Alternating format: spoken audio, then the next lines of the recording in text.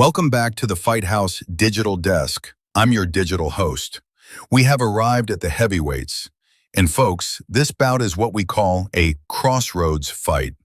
On one side, we have a young veteran fighting to prove he isn't just a gatekeeper. On the other, a former PFL champion trying to prove his success translates to the UFC elite.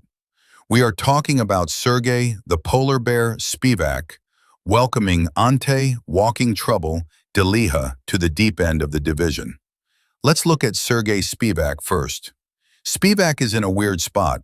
He's only 31 years old, but he feels like he's been around forever.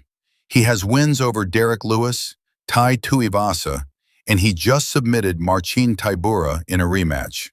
But he has struggled when he steps up against the absolute elite, losing to Serghei, and more recently, taking a tough loss to Jailton Almeida. The book on Spivac is out. He is a chain wrestling nightmare. He doesn't just shoot once, he shoots, reshoots, locks the hands, and drags you into his world. He's a Sambo specialist who thrives on suffocating top control. For Spivac, this fight is about survival. If he loses here to an unranked guy coming over from another organization, he tumbles down the ladder. He needs to remind everyone why he is a top 10 heavyweight. Standing across from him is the Croatian powerhouse, Ante Delija.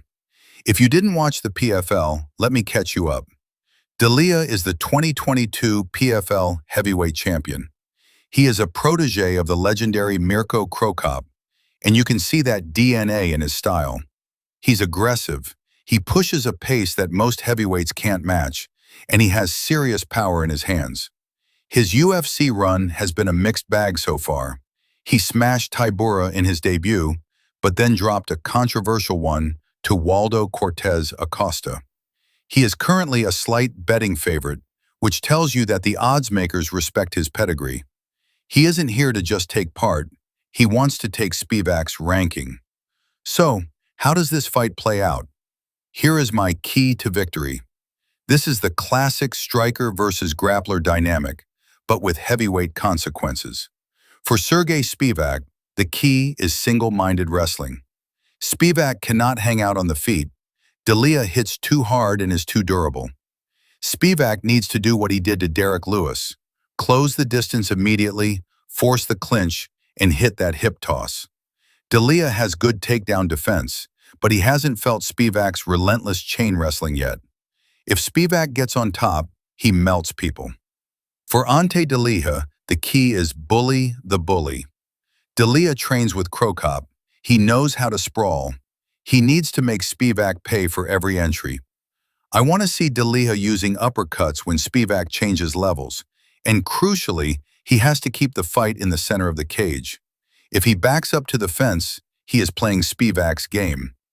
Delija needs to be the one moving forward, throwing heavy leather, and testing Spivac's chin early. My official prediction? This is a dangerous fight for Spivac. We've seen him fold under pressure against power punchers before, and Delija is definitely a power puncher. However, there are levels to grappling in the UFC. Spivac has mauled guys who are much bigger than Delija. I think Delija has some success early, maybe even rocks Spivac in the first round. But eventually, the polar bear is going to grab a hold of him. Once this fight hits the mat, the gap in technical grappling will show. I'm picking Serghei Spivac by second-round submission. I think he weathers the early storm, drags Delija into deep waters, and finds an arm triangle or an armbar to save his ranking. But hey, at heavyweight, it only takes one. Let me know in the comments, is the PFL champ about to take over, or does the polar bear eat? That's it for the heavyweights. Don't forget to like and subscribe. And as always, don't forget to keep those hands up. What's up, everybody? This is Ensign Inoue, and you're listening to the Fight House podcast. Right on.